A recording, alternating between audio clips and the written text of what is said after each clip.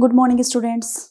हाँ तो बच्चों, अपना जो है अभी 4th चैप्टर चल रहा है वन्य समाज व उपनिवेशवाद की। अपन बात कर रहे थे किस तरह से जो वन्य समाज है वो उपनिवेशवाद से जो है प्रभावित रहा था। ठीक है, किस तरह से वन्य समाज उपनिवेशवाद से जो है प्रभावित रहा था उसकी अपन चर्चा कर रहे थे। तो देखो, उसकी चर्चा में अपन ने ये देख लिया था कि जावा में जो है किस तरह से सामीन कौन थे, जंगल के एक रांदू ब्लांतुंग गांव के निवासी थे सुरोंतिक सामीन।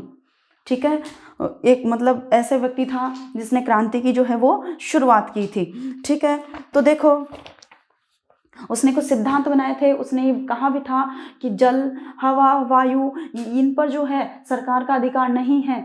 ठीक है, तो उसके बाद में विचारों से बहुत सारे के जो परिवार थे वो भी उनके विचारों को मानने लगे थे और एक क्रांति का जो है रूप धारण कर लिया था। इसके बाद में अपन बात करेंगे पेज नंबर 95।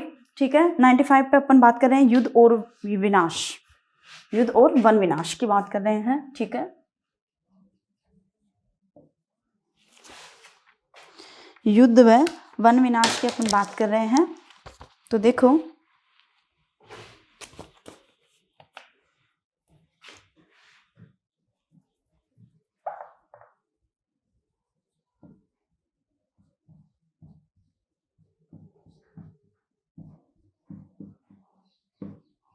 मतलब युद्ध के ऊपर वनों का जो मतलब युद्ध का जो प्रभाव था वो वनों पर किस तरह से रहा उसकी अपन चर्चा यहाँ पर कर रहे हैं।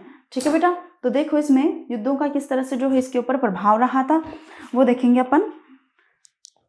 पहले और दूसरे विश्व युद्ध का जंगलों पर गहरा असर पड़ा।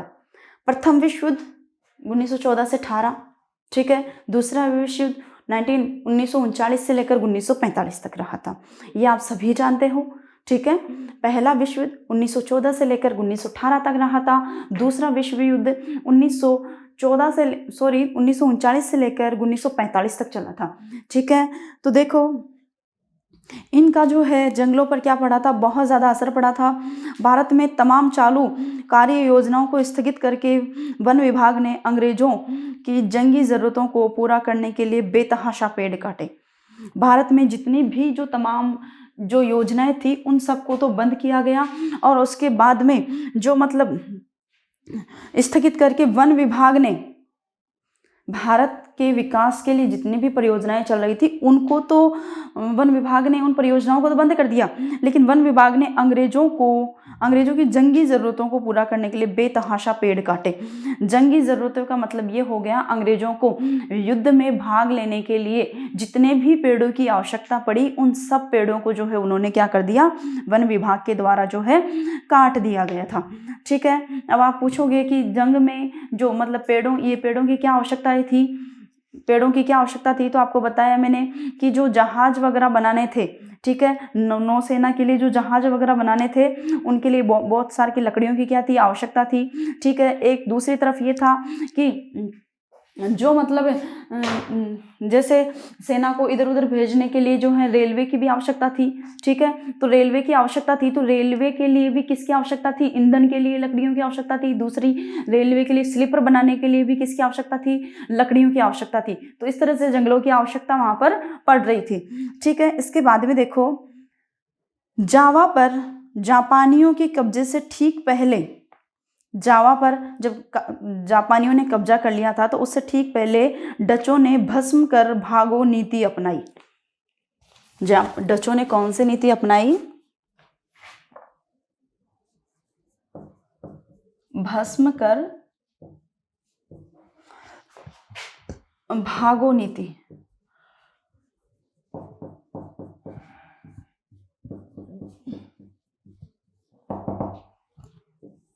ठीक है, ये नीति किसके द्वारा अपनाएगी, डचों ने ये नीति अपनाई, जिसमें क्या था, जिसके तहत आरा मशीनों और सागौन के विशाल लट्ठों के ढेर जला दिए गए जिससे वे जापानियों के हाथ न लग पाए। मतलब ये था कि आरा मशीन पर जितने भी जो लट्ठे वगैरह बनाए हुए थे, ठीक है, लकड़ियों के जो भंडार भरे हुए थे वो जापानियों के हाथ ना लग जाए। तो ये नीति किसके द्वारा,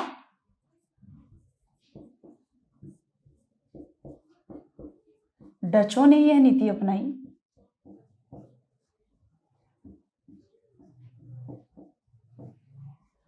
अपनाई। इसमें जिसमें आरा मशीन सभी जानते हो आप, लकड़ी काटने की जो मशीनें आती हैं, ठीक है, उनको आरा मशीन बोलते हैं। आरा मशीनों और सागौन,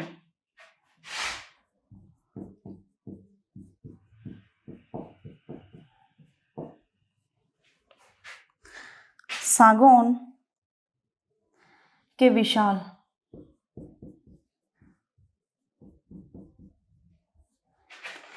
लट्ठों के ढेर जला दिए गए।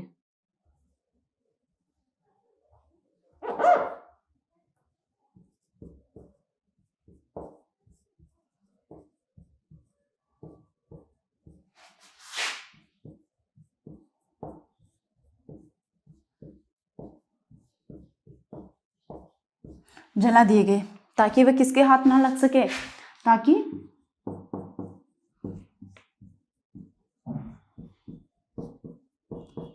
जापानियों के हाथ ना लग सके, जापानियों के हाथ ना लग सके। ये ध्यान में रखना है, ठीक है, कि भस्म कर भागो नीति किसने अपनाई? डचों ने अपनाई थी। देखो, पहले डचों का अधिकार था जावा पर, अब जापानियों ने अधिकार कर लिया था यहाँ पर। पहले किसने अधिकार कर रखा था? डचों ने, और अब जापानियों ने यहाँ पर अधिकार कर लिया था। तो डचों ने ये नीति अपनाई जिसमें आरा मशीनों और सागौन के जो विशाल लट्ठों के जो ढेर थे वो जला दिए गए, ताकि वह जो जापानियों के हाथ में ना लग सके। ताकि किसके हाथ ना लग सके? जापानियों के हाथ में ना लग सके। कौन? सागौन के जो विशाल लट्ठों के जो ढेर थे वो, इस वजह से उनको जला दिया गया, ठीक है।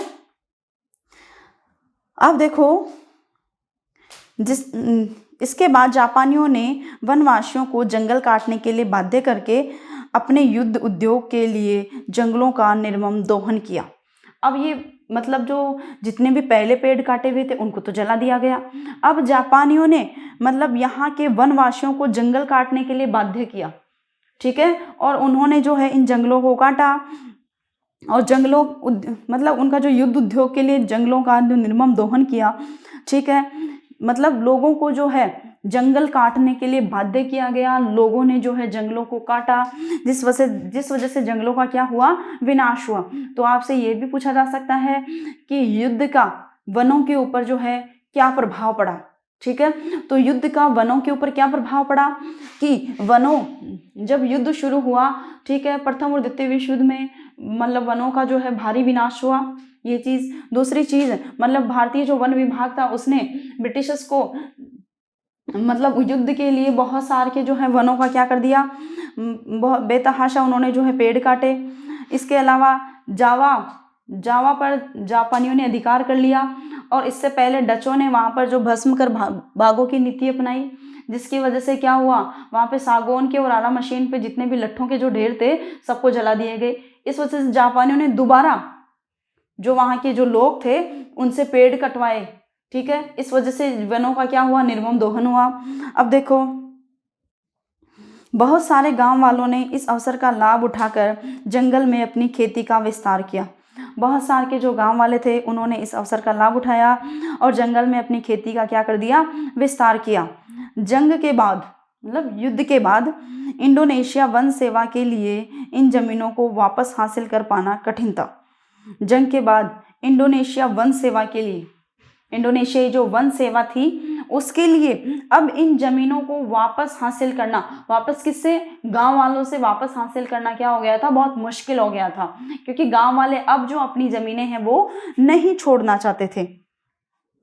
हिंदुस्तान की तरह यहाँ भी खेती योग्य भूमि के प्रति लोगों की चाह है और जमीन को नियंत्रित करने तथा लोगों को उससे बाहर रखने की वन विभाग की जिद के बीच टकराव पैदा हुआ।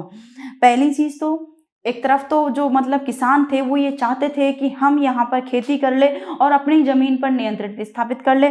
दूसरी तरफ जो है जो वन विभाग था वो उन लोगों को उन जंगलों से क्या रखना चाहते थे? बाहर रखना चाहते थे, उनसे दूर रखना चाहते थे। तो दोनों के बीच में अब क्या हो गई थी? जिद्दोजहद जो है वो शुरू हो गई थी। एक तरफ लोग वनों में खेती करना चाह रहे थे, जबकि दूसरी तरफ वन विभाग लोगों को वनों से दूर रखना चाहते थे। ठीक है, तो अब दोनों के बीच में टकराव की स्थिति पैदा हो गई थी, वन विभाग और वनवासियों के बीच में। तो देखो अब वानिकी में देखो क्या क्या नए बदलाव जो आए। युद्ध और वन विनाश आपने देख लिया कि किस तरह जो है युद्धों से वन जो थे वो किस तरह से प्रभावित हुए। ठीक है, अब देखो वानिकी में जो नए नए बदलाव किए गए, ठीक है, वो देखते हैं। 80 के दशक से एशिया और अफ्रीका की सरकारों को ये समझ में आने लगा, 80 के दशक की बात हो रही है, ये एशिया और अफ्रीका की सरकारों को ये समझ में आने लगा कि वैज्ञानिक वानिकी और वन समुदायों को जंगलों से बाहर रखने की नीतियों के चलते बार बार टकराव पैदा होते हैं। 80 के दशक में जाते जाते एशिया की और अफ्रीका की सरकारों को ये समझ में आ चुका था कि वैज्ञानिक वानिकी और वन समुदायों को जंगलों से बाहर रखते रखते नीतियों के चलते बार बार क्या हो रहा था, टकराव पैदा हो रहे थे। अभी आपको मैंने बताया कि यहाँ के लोग यहाँ पे खेती करना चाहते थे, जबकि वन विभाग वाले जो है उन लोगों को वनों से क्या रखना चाहते थे, दूर रखना चाहते थे। तो देखो बाद में क्या हुआ, परिणाम स्वरूप वनों से इमारती लकड़ी हासिल करने के बजाय जंगलों का संरक्षण ज्यादा महत्वपूर्ण लक्ष्य बन गया। इसके परिणाम स्वरूप क्या हुआ कि अब वनों से इमारती लकड़ी पाने के बजाय अब सरकार ने क्या सोचा कि वनों का क्या किया जाना चाहिए, संरक्षण किया जाना चाहिए। ठीक है, वनों से पहले इमारतें लकड़ी प्राप्त करते थे, किस बात के लिए, एक तो रेलवे का जो विकास हो रहा था उसको बढ़ावा देने के लिए, दूसरी तरफ जहाज निर्माणों के लिए जो है किसकी आवश्यकता थी, लकड़ियों की। तो उन दोनों चीज़ों के लिए लकड़ियाँ जो है वनों से सप्लाई हो रही थी। तो अब इन सरकारों ने ये सोचा कि बार बार जो है टकराव की स्थितियां पैदा हो रही है, तो अब यहाँ पे वनों से लकड़ियां लेने के बजाय वनों का अब क्या किया जाना चाहिए, संरक्षण जो है वो किया जाना चाहिए। ठीक है, अब इसके बाद देखो सरकार ने ये भी मान लिया है कि इस लक्ष्य को हासिल करने के लिए वन प्रदेशों में रहने वालों की मदद लेनी होगी। सरकार को ये भी समझ में आ चुका था कि इस लक्ष्य को, कौन से लक्ष्य को, वन संरक्षण के लक्ष्य को प्राप्त करने के लिए वनों में रहने वाले लोगों की सहायता की आवश्यकता है। ठीक है, मतलब सरकार कभी भी अकेले जो है वनों का संरक्षण नहीं कर सकती थी। सरकार को ये क्या हो चुका था, समझ में आ चुका था। इसके बाद में देखो मिजोरम से लेकर केरल तक हिंदुस्तान में हर कहीं घने जंगल सिर्फ इसलिए बच पाए कि ग्रामीणों ने सरना, देवराकुड्डू, कान, राई इत्यादि नामों से पवित्र बगीचा समझकर उनकी रक्षा की। अब देखो मिजोरम से लेकर केरल तक जो है वन इस वजह से बच पाए, ये जो घने जंगल थे वो सिर्फ इसलिए बच पाए कि ग्रामीणों ने यहाँ पे सरना, देवराकुडू, कान, राई इत्यादि नामों से, मतलब ये नाम क्या है, पवित्र नाम है, और उन्हें बगीचा कहा, पवित्र नामों से बगीचा समझकर उनकी क्या की, रक्षा की थी। ठीक है, अब इसके बाद में देखो कुछ गांव तो वन रक्षकों पर निर्भर रहने के बजाय, जो कुछ गांव थे वो तो वन रक्षकों पर निर्भर रहने के बजाय अपने जंगलों की चौकसी आप करते रहे। जैसे भी मैंने बताया था कि कुछ गांव वाले जो हैं अपने गांव के जो वन थे उनकी रक्षा के लिए चौकीदार रखते थे, लेकिन कुछ गांव वालों ने तो इसमें चेंजेस किया और उन्होंने चौकीदार ना रख के जो है खुद ही क्या करते थे, वो उसकी चौकसी अपने आप जो है करते थे। इसमें हर परिवार बारी बारी से अपना योगदान देता था। ठीक है, अब अपने आप भी क्यों करते थे, किसी को चौकीदार क्यों कैसे नहीं रखते थे कि जैसे आज एक परिवार का नंबर है, कल दूसरे परिवार का, फिर तीसरे परिवार का, फिर चौथे परिवार का, एक एक दिन करके जो है सभी परिवार वाले अपनी बारी बारी से जो है वनों का क्या करते थे, संरक्षण करते थे, उनका ध्यान रखते थे, उनकी चौकसी करते थे। ठीक है, तो वो चौकीदार नहीं रखते थे, वो अपने आप ही जो है बारी बारी से प्रत्येक घर के लोग जो है वो क्या करते थे, वनों की चौकसी जो है वो करते थे। अब इसके बाद में देखो स्थानीय वन समुदाय और पर्यावरणविद अब वन प्रबंधन के वैकल्पिक तरीकों के बारे में सोचने लगे हैं। स्थानीय यहाँ के जो वन समुदाय हैं ठीक है। यहाँ के स्थानीय जो वन समुदाय थे और जो यहाँ के पर्यावरणविद थे, अब वन प्रबंधन के जो वैकल्पिक तरीके थे उनके बारे में जो है सोचने लगे थे। ठीक है। अब देखो आप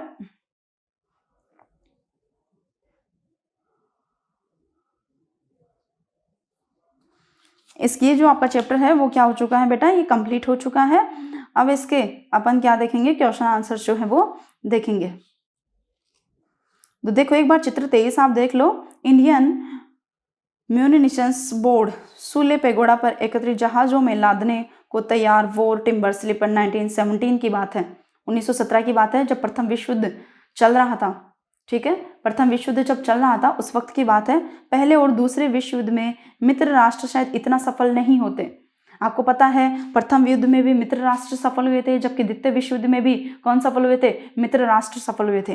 तो ठीक है, उनकी सफलता के पीछे क्या है, यदि वे अपने उपनिवेशों की संपदाओं, उपनिवेश कौन से, अभी मैंने आपको बताया कि जैसे अपने ब्रिटिशर्स जो थे, ब्रिटिशर्स का जो उपनिवेश था वो कौन था, भारत था।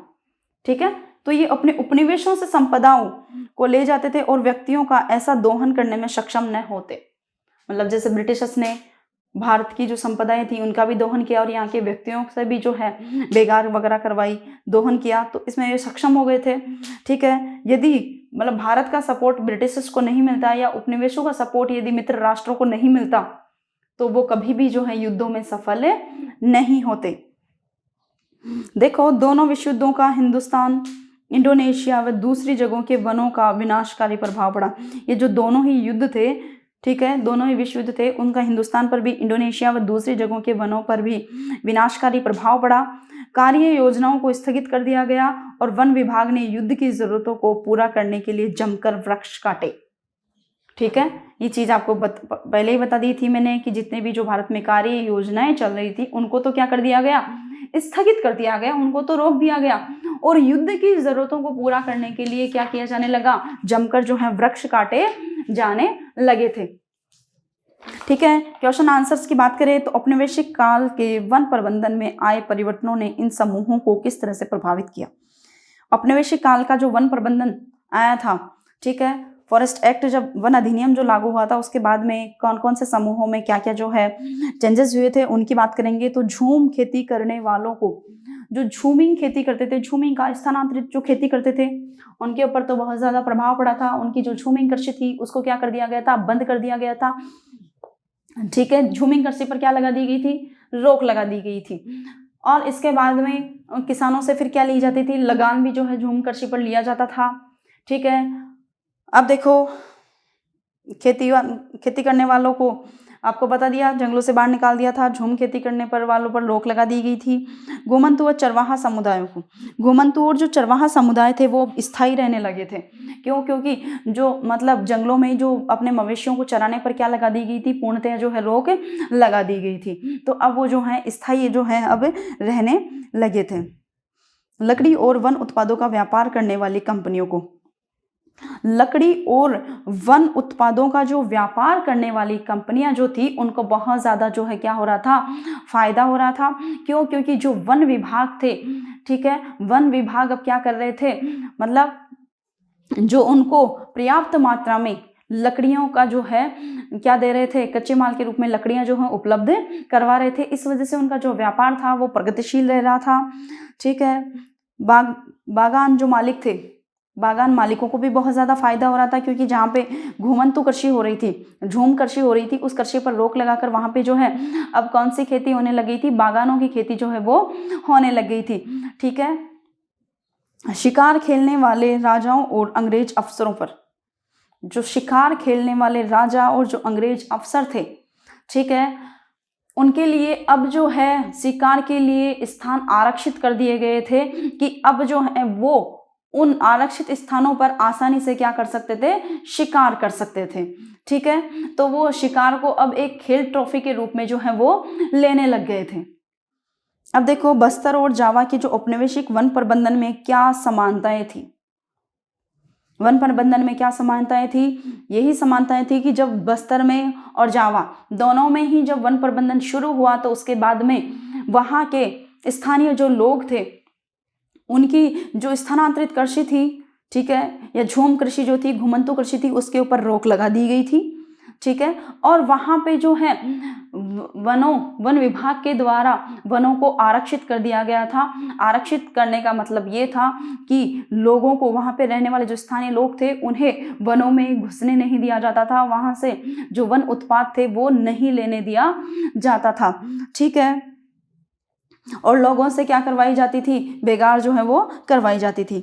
अब देखो 1880 से 1920 के बीच भारतीय उपमहाद्वीप से वन आच्छादित क्षेत्र 97 लाख हेक्टेयर की गिरावट आई। 1980 से लेकर 1920 तक भारतीय उपमहाद्वीप के वन आच्छादित क्षेत्र में 97 लाख हेक्टेयर की गिरावट आई। मतलब इतने सारे वन जो है वो काट दिए गए। पहले के 10.86 करोड़ हेक्टेयर से घटकर अब ये क्षेत्र 9.89 करोड़ हेक्टेयर रह गया था। पहले कितना, 10.86 करोड़ हेक्टेयर क्षेत्रफल था वनों का, अब घटकर कितना रह गया था, 9.89 करोड़ हेक्टेयर रह गया था। इस गिरावट में निम्नलिखित कारकों की भूमिका बताएं। रेलवे, सबसे ज्यादा प्रभाव किसका रहा था, रेलवे का रहा था, ठीक है। आपको मैंने बताया था कि रेलवे लाइनों के विस्तार के लिए जो है, रेलवे लाइनों को स्थापित करने के लिए, अब उनको जो है उनका स्थायित्व बनाए रखने के लिए जो है स्लीपरों की आवश्यकता थी। और स्लीपरों के लिए किसकी आवश्यकता थी, लकड़ियों की आवश्यकता थी, ठीक है। तो रेलवे के विस्तार में लकड़ियों की आवश्यकता थी। दूसरी चीज जो है, जो रेलवे के लिए ईंधन की आवश्यकता थी, और ईंधन की पूर्ति किससे हो रही थी, लकड़ियों से हो रही थी, ठीक है। तो इस वजह से रेलवे का इसमें बहुत ज्यादा जो है क्या रही, भूमिका रही। क्योंकि औपनिवेशिक काल में जब 1853 से रेलवे लाइनों की शुरुआत हुई, तो उसके बाद में जो है बहुत तेज गति से जो है पेड़ों का क्या किया गया, पेड़ों को काटा गया, पेड़ों का विनाश किया गया। जहाज निर्माण, ब्रिटिशर्स की जो नौसेना थी,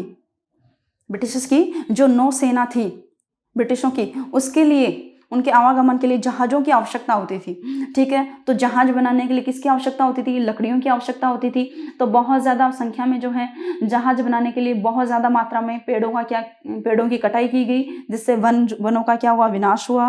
कृषि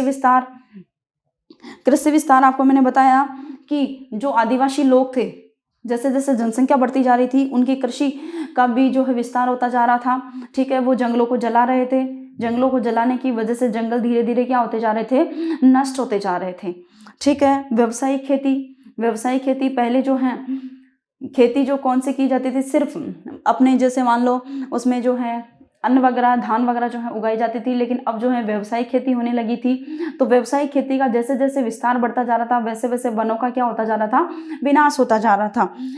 चाय कॉफी के बागान, जो व्यापारिक, जो यूरोप में जो चाय और कॉफी की जैसे जैसे मांग बढ़ती जा रही थी, वैसे वैसे यहाँ पर जो है चाय कॉफी के बागानों का भी क्या होता जा रहा था, विस्तार होता जा रहा था। और चाय कॉफी के बागानों का विस्तार करने के लिए मतलब जो पेड़ थे, जंगल थे, उनको काटा जा रहा था, और वहां पे चाय और कॉफी के जो है बागान लगाए जा रहे थे। आदिवासी और किसान, आपको बताया मैंने, आदिवासी जो है वो क्या करते थे, वन उत्पादों से जो है वनों से वन उत्पाद जुटाते थे, ठीक है। दूसरी चीज, किसान जो है वहां पे स्थानांतरित कृषि करते थे, जिसका भी जो है बहुत ज्यादा क्या रहा, प्रभाव पड़ा, ठीक है। जंगलों को जलाते थे और वहां पे खेती करते थे, जिस वजह से जंगलों का क्या हुआ, विनाश हुआ। युद्धों से जंगल क्यों प्रभावित थे, अभी आपको मैंने थोड़ी देर पहले ही पढ़ाई है ये चीज, तो कि युद्धों से जंगल जो है किस तरह प्रभावित थे। आपको बताया था मैंने कि प्रथम और द्वितीय विश्व युद्ध का प्रभाव जो है वनों के विनाश पर देखने को मिलता है। क्यों, क्योंकि वन विभाग ने भारत में चल रही जितनी भी परियोजनाएं थी उनको तो स्थगित कर दिया, और अंग्रेजों की जितनी भी युद्ध के लिए जो आवश्यकताएं थी उनको वनों को काटकर जो है क्या की, पूरी की, ठीक है। और इसी तरह से जावा में हुआ। जावा में आपको बताया पहले डचों का अधिकार था, फिर किसका अधिकार, जापानियों का अधिकार हुआ।